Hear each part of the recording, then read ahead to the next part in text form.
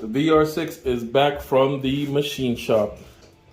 Welcome back to the channel. As if there's like a little echo, that's because I'm in the back room of the shop where we're going to be dealing with this thing. So initial thoughts going over it, they did their job, but they didn't do a good job. So first things first, all this right here, that's no good. It's like they just sprayed some soap on it, some degreaser, and sent it. The main focus is the block right now. So that's what I'm gonna be hopping into, getting this thing cleaned and getting it ready to be reassembled.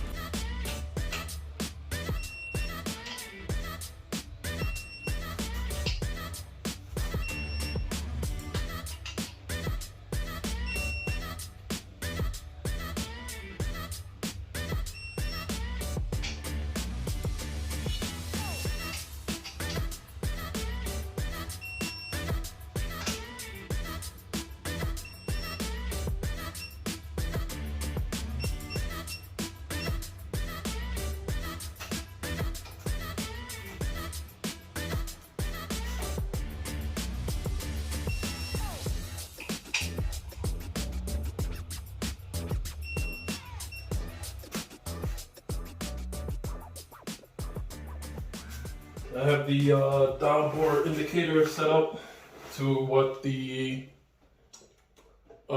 manufacturer of the pistons recommended.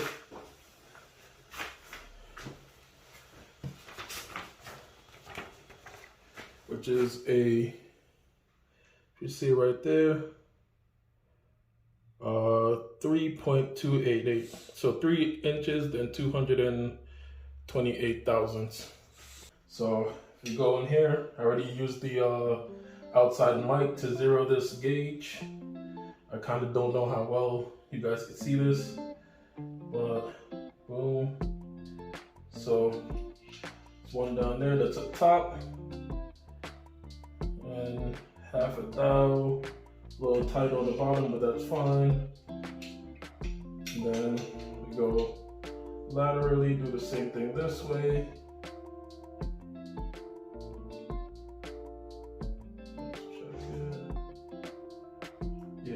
Up top a little more, or half a thou, 0, drop down in the bore a little, and we're reading 0. Alright, now we turn it this way, do the same thing, read up top, maybe less than half a thou. Drop down more, less than half a thou. Everything's pretty good, but I'm just gonna jump through them, just double check all these, and then we can go from there.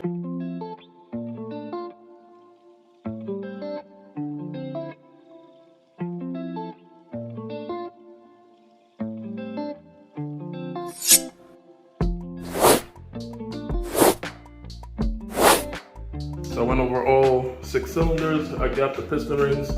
I have them here. I have a set out to show you. So obviously you guys know that these are the piston rings. So we have, as you see, we have 3 sets of rings. So let's put them in order essentially. So this is the first ring that goes to the top of the piston, second ring that goes in the middle of the piston, and the third oil control ring. Now, as you see in the piston, focus please. All right, so as you see in the piston, this is the lower ring, so that would be the oil control ring over there. The second ring, which would be this darker ring right here, and then the first ring is at the top, right here, which is the silver ring right here. When the piston gets hot and the block gets hot, you know, obviously from running, these rings, everything expands and everything gets a little closer. So when, you know, as you see it now, this is not how it sits in the engine. It gets a little bit tighter like so. Come on, focus. So it gets a little, when it's in the engine bore, it's in the cylinder, it gets a little tighter like so. And what happens when it gets too hot, these end up touching, like almost like that. And then it ends up cracking. It ends up cracking right here. So these little, what they're called ringlands, it's what the rings sit on or in. Essentially, these will eventually either get cracked, or these rings will get so hot that it actually gets wedged into these ringlands, and then it obviously creates excessive blow-by and excessive heat.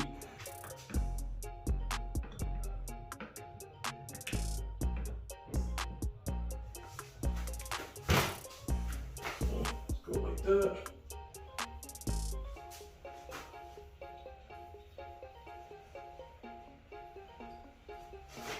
Go a little on the piston, on the skirt of the piston. So these things going on an angle, they're kind of weird like that. That one's not fitting. And this is why I'm gonna have to remeasure these. It was going in fine yesterday. You have to get it on the right angle because most pistons, they're designed completely square, but this being obviously being a VR6, they're on an angle, so you literally have to put it in on an angle like so. And you see how that one just kind of slid in there. Likewise with these. Just have to so these sit, the crank versus where the piston sits, is a 15-degree angle. But either way, I already oiled up the cylinder. So this should be a good one for you to see. So now when it goes in, like so, there's a gap. So as you see right there, there's that little gap in the ring. Now, what it's measuring is more than what this is actually, but that's just because it's sitting kind of right at the top of the bore, but it's also uneven compared to how the cylinder bore is. So you can probably see it right there. It's kind of high right here, kind of low over here. That's not how it sits inside the bore or inside the piston. So it's a little funny right now, but basically when this gap right here, when the ring gets hot and the block gets hot, the block gets, everything kind of shrinks together. Everything shrinks together, and then these would end up touching. So what I did yesterday was just put them in here and I filed them down to give them the proper ring gap. There's a recipe. It comes with the instructions, but there's also some things that you need to know when you're dealing with high performance engines. It's not all just cut and play and go by what's on the book recommended. I'll be honest, on one of the boards, I actually kind of overdid it on the second ring, which is probably this guy right here. Is it? It's actually exactly this ring.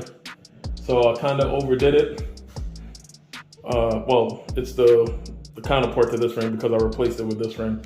So the other ring, I added too much gap to it. So basically when I was following it down, I ended up taking off too much material. If it's not a dedicated race car, it doesn't really make any sense to make the ring gaps at that point. So where I set the rings, they're meant for more boost, which is higher temperatures. So the ring gap's a little bigger than what it would be if it was just on, let's say, a smaller turbo or just, you know, just a street strip, because we are planning to go turbo with this. Right now it has a supercharger and there should be a little bit more airflow, which means that there should be a little bit more boost with what we have going on with the head and the pistons. So it should be creating a little bit more boost, so I'll put a little bit more ring gap in it. But the ring gap is actually set, you know, pretty high to be in the 700 / horsepower area for the ring gap.